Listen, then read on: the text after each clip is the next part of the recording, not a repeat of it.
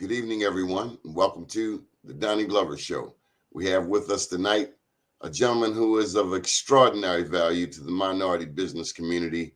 His name is Alfred Isaacs. Good evening, Mr. Isaacs. Good evening, Danny. How are you doing? I'm doing good. Good. So, quite often, particularly through gubernatorial election years, we have advocated for minority business enterprises, MBE. We've advocated for them on a local level, on a state level, and even on a federal level.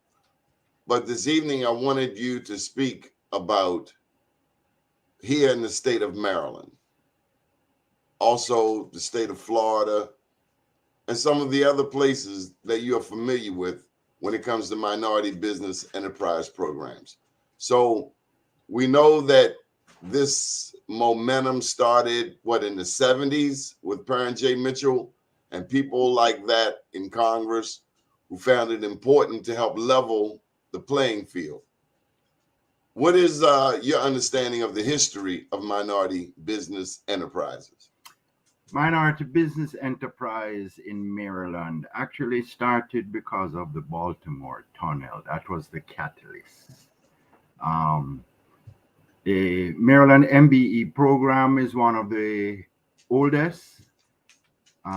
It came in early. It was identical to the federal DBE program. The DBE program came in the same year, but later on. People in Maryland claim that the federal program copied theirs. People out of the federal government says that Maryland had a draft copy that they utilized, but it has been around for a while. The object of all these social economic programs, that's what Maryland puts it under their Code of Federal Regulation. That's the title. It's considered a preference program, but that's another topic. The program is set up so it does two things. First, it levels the playing field, and we'll go into a little more about that. Secondly, it's supposed to expire because the playing field is leveled and we have corrected all historical discrimination and we have prevented future discriminatory acts. Basically, it's a program that has an end if it works. Now, leveling the playing field is a term everybody throws out, but do people understand what that means? First of all, you have to be on the playing field to see if it's level or not. A lot of people are not on the playing field. A lot of people are not even in the stadium watching the game, but they sit back, watch it on TV, get the instant replays, become the Monday morning quarterback, and think that they have done themselves justice. I am a student of the program. Therefore, I look at how it works, why it doesn't work, if it works, where it can work. And the Maryland program as written, now, the last time it was, the manual was revised was way back, too far back. If you go to the website and look for the manual, you see that it's still in typewriter print. Typewriter print. When last have you seen a document in typewriter print? Over 20 years. Thank you. So that says what it says. When you read the program does work if the program is worked. Part of the problem is that the program is not worked because people do not understand the process. My background is operations management. I follow process. I do it with everything. Everything has a start, a middle, and an end. Therefore, you'll hear me speak of the circle being closed. In other words, there is a need, there is a bid, there is a contract, there is fulfillment, there is a final invoice. Then in our program, the MBE program, there's something called a final assessment. So we go back and we look at the whole history of a contract and we do a final assessment. And we make a determination. That determination is supposed to go to the administrator. I'm talking MDOT program. So every administration has an administrator. The administrator can decide what the next action is because the administrator runs his program in that administration. So there's something called administrative enforcement. If the prime does well and we think the prime, we make a recommendation, we still have to send it to the administrator. If the prime does not meet all his obligations, we make a recommendation, we send it to the administrator. It is his or her responsibility to define what penalties will be levied based on that individual's interpretation of what is considered good faith. Because he represents not only the administration, he represents MDOT, and he represents the state as a state employee. So everything has a beginning and an end. If you understand that and you look at the program, the way it is written, the program is not written for the contractor. The program is not written for the subs. The program is written for staff. So a lot of things you will read in it does not make sense because you never see it in action. And usually with a compliance program, which is part of the enforcement proceedings, and that is set up for those who decide that they will not meet the requirements of their contracts. So the only thing that you as a minority firm look forward is an approval letter and a letter to come in and, to do a site visit or to do a review or just to make sure that whatever you are approved to do, you are doing. So you have a contract, you have obligations, you meet all the obligations. They send you a report, a letter after that, and says that they reviewed your file and they found that you have attained what is called commercially useful function. In other words, you're not just a pass-through. So the program does work. And I've said it before on your show. This program does work if the program is worked properly. The problem you have is that a lot of people who work in the program do not know the program, cannot explain how things are done, why they are done. So that leads to a situation where the blind is leading the blind. Okay, so let me interject here. With these different people who are about to come and tell us why they should be governor, what should I be asking them when it comes to minority business enterprise?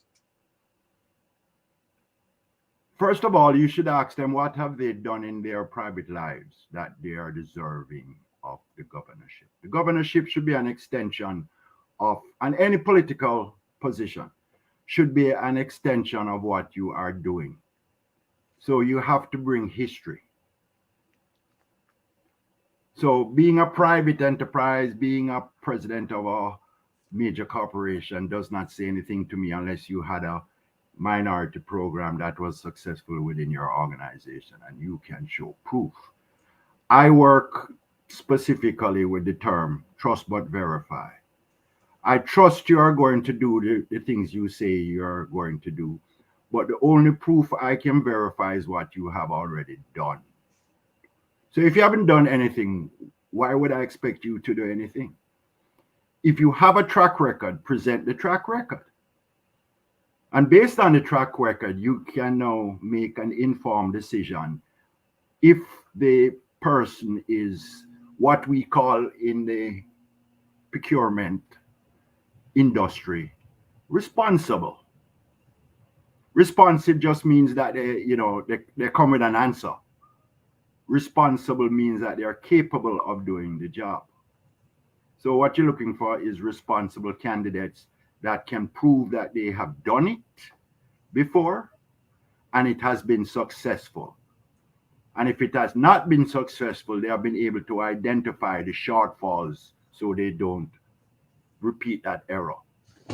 I have asked a lot of people, simple question. When things go wrong, do you identify what goes wrong and then you fix it? They say yes. I say good. Most people do. When things go right, do you identify it so you can duplicate it?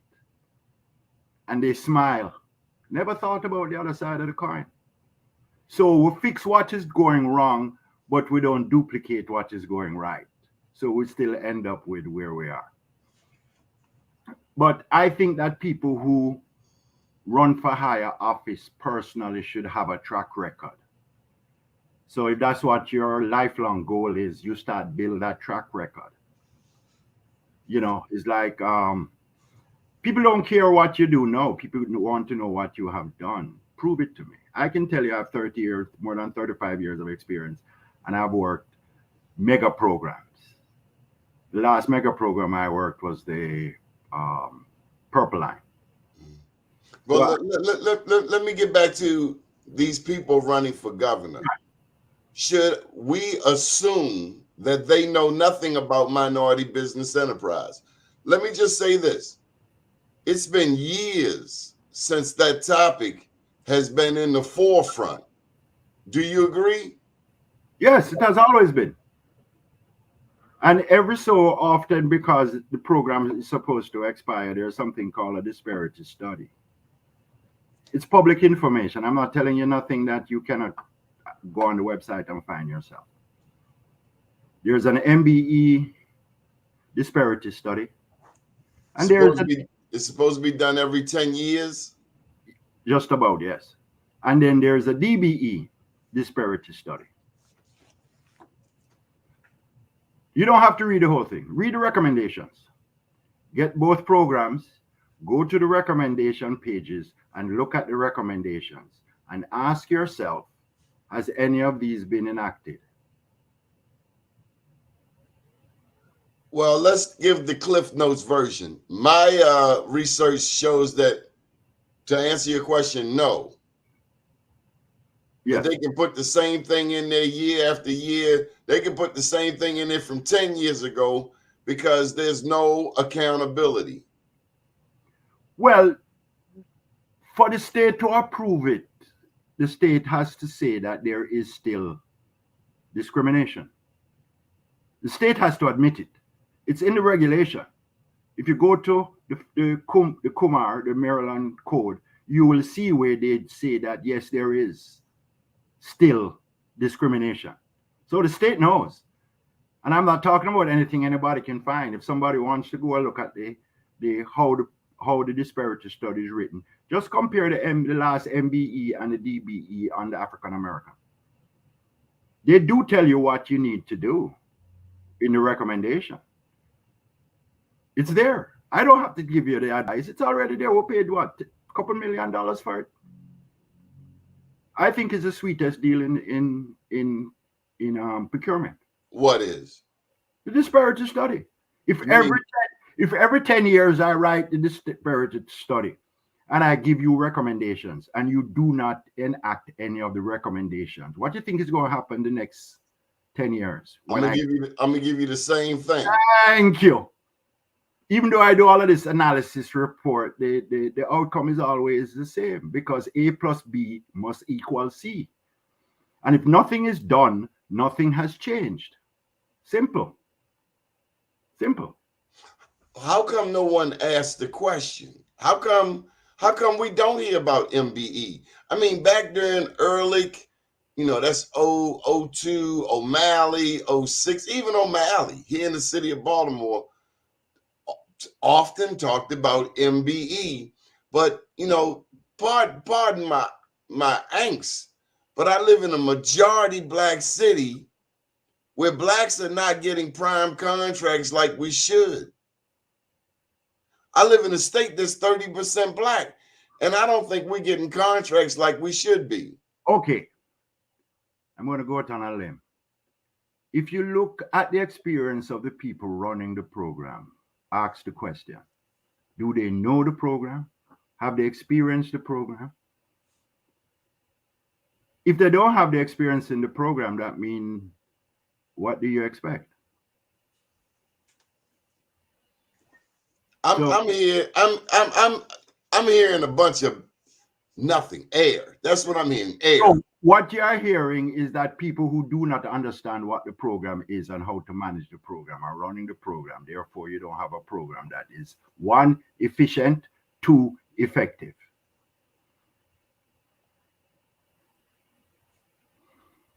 But the program can work because I've analyzed the program. The program can work if the program follows what the program says you should do. And one of the things I say that the discretionary may needs to be removed. The what? May. The procurement officer may. That's too much discretion. If there is a problem, the procurement officer shall do this. If there is a violation, they shall do this. Not that they may. They shall write the report and make the recommendation to the attorney, and the legal people and the legal staff shall. Help me to understand your point. If you read it, there is a lot of may in it. The language may, which means it leads to a lot of discretion. Where if somebody's getting paid $85,000 a year and they have a choice where they don't have to, they're still getting the $85,000 a year. The program success is not a financial success. In other words, there's no merit. So if you run 20 contracts and all of them fail, you still get your 85,000. And you don't think, and you're recommending the company, I'm recommending that it is based on performance. So just like how there's liquidated damages to a contractor when he does not meet or refuses to meet the requirement, then there should be some kind of incentive for staff to do the right thing, or you change the language and force them to do it. Okay, I want to go back to this election. Okay. So when these various candidates come on this show Mm-hmm. and other shows on our network saying they running for governor, year after year after year. I mean, as long as I've been a journalist, I've asked them, what are you going to do for MBE? What should the question be to them? Besides, what have you already done? Am I to assume that they don't know how procurement works? Am I to assume they don't know the MBE program? Most of them don't know the MBE program. And the MBE program is, as I said, I'm a student of it, so I know the program and I know how to fix the program. What should they know? They should know, they should have someone telling them the right question requires the right answer. And the right answer is, with the disparity study, which is documented and paid for the state, what are you going to do about it? And who is going to be in charge? Let's find out from that qualified person, what does that person know? Because the governor is going to select a MBE person. Who are you bringing to the table and what is their history? Show me what they have done.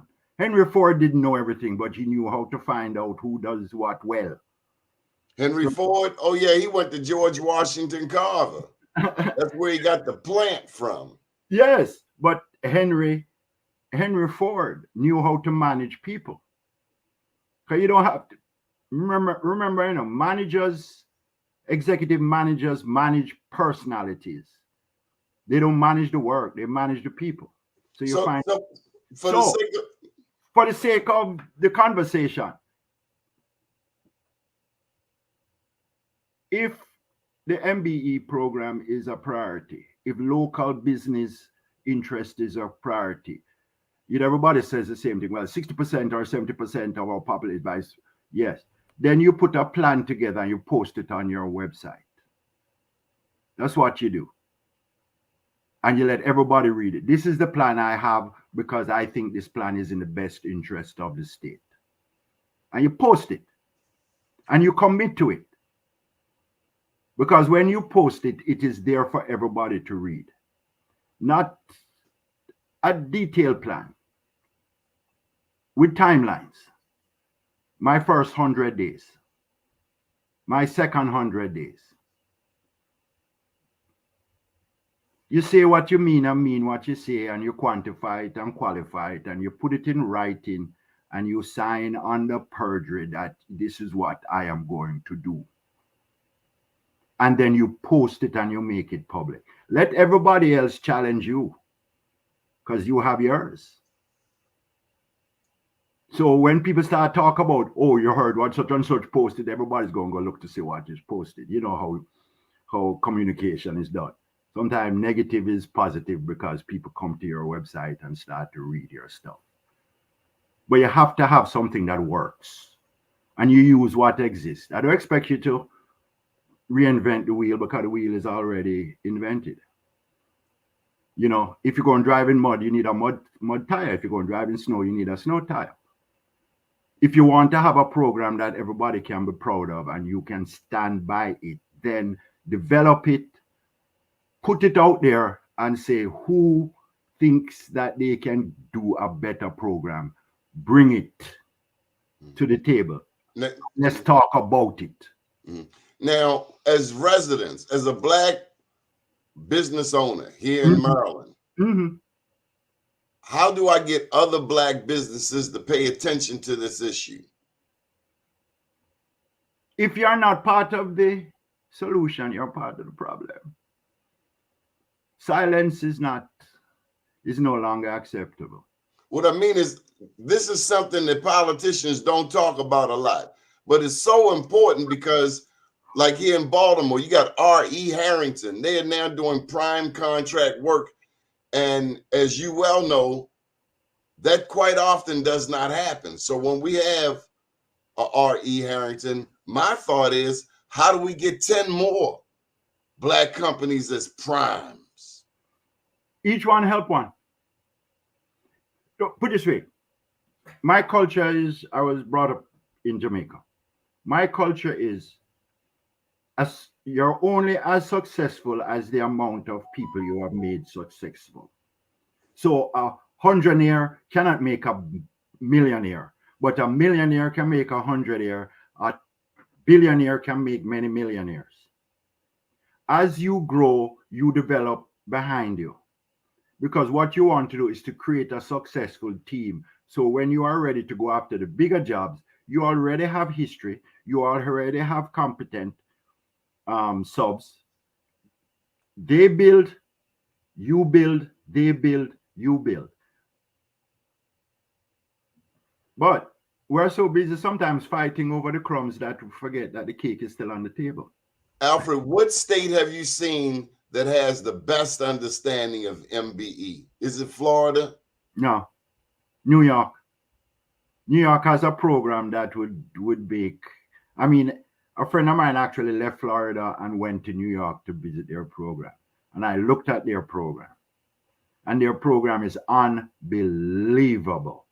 Yeah, but I've talked with people in New York and they only getting 2%. New York City, MBEs are getting 2% when they should be getting 22%. The program is a commitment. You have to go to school. You cannot miss a class. What it shows, the group that is running it, is that you're willing, able, and capable to commit. They have about a budget of $60 million. When you graduate, you only compete with your level. So that's how you build. So this is the MBE. This is a class for MBEs in New York City. It's a program in for MBEs in New York City, and I've looked on it and I've said, "Whoa!" Other than the fact that New York is expensive, I would have gone to New York, but I'm here in Maryland. But that program works. That program works because they don't. They only answer to the. This is what I'm told. They only answers to the. I think it's the mayor's office. They don't answer to anybody else. Well, they have a new mayor there in New York, Eric Adams, and we have spoken with him one-on-one regarding Black business, not minority business. You know, a lot of people don't like the term minority. They want us to be recognized as Black-owned businesses because they say Blacks get lost in the sauce. It started off being about helping Blacks, but now everybody's a minority. Well, that's another topic. All this the term minority, and I got you. And the term non-minor. Because what happens, and we're going to divert a little bit. What happens when the majority is no longer non-minority? Are you still a minority?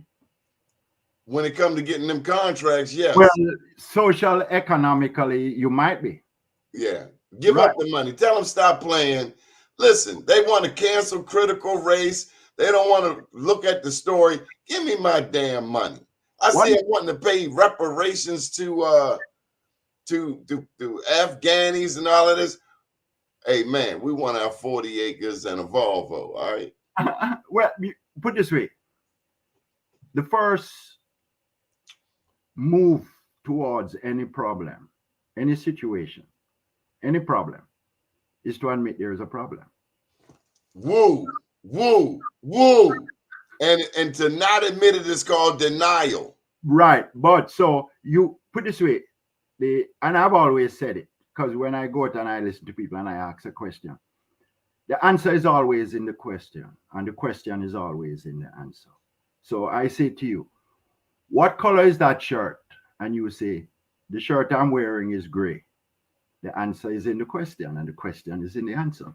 Now, if I say, what color is that shirt? And you say, boy, I bought it at Macy's, and that is not what I asked you. So I come back and say, but that's a good answer, but that's not what I asked you, because I'm expecting your answer to have my question in it.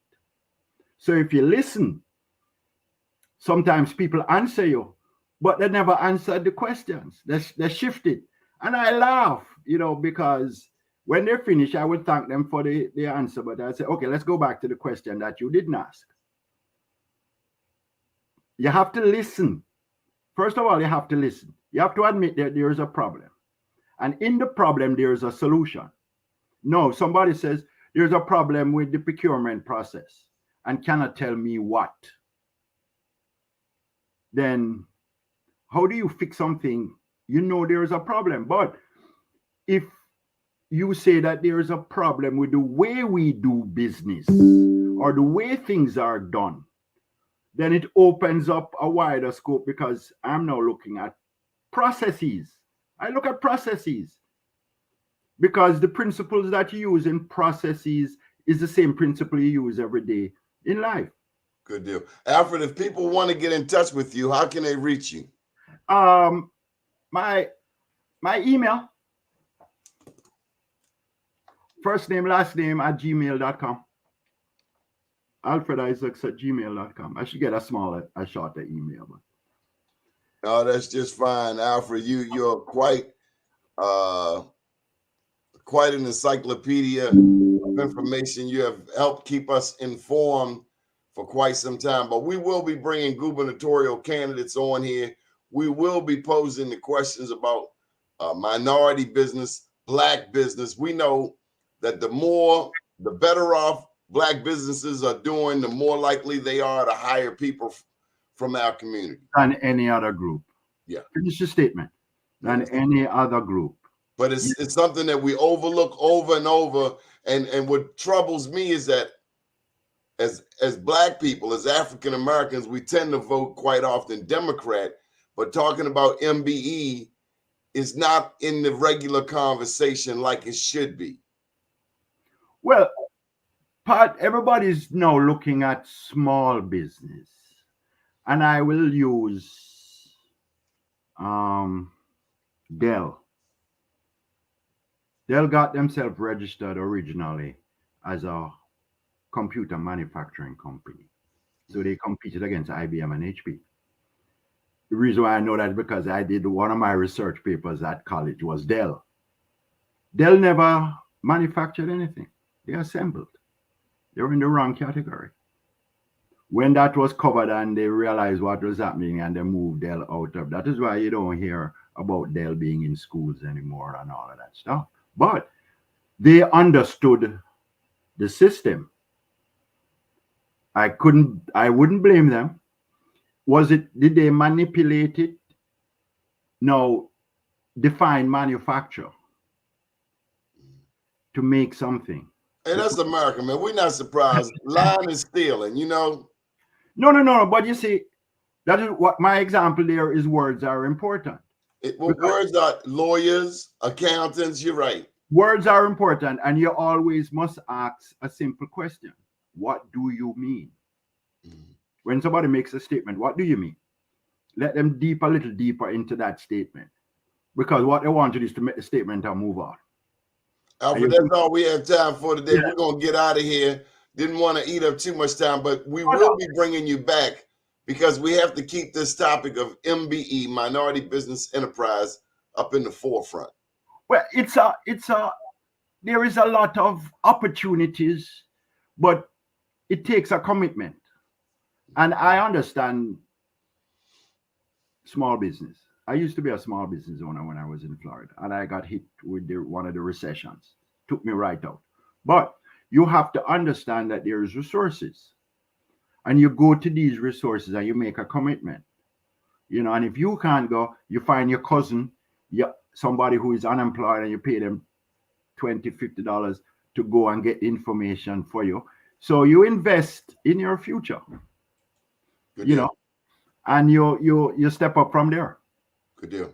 We thank you for joining us. We'll be back tomorrow morning for BlackUSA.News Morning Show. Alfred Isaacs, have a powerful evening, and thank you again for all of your insight. Oh, not a problem. Anytime.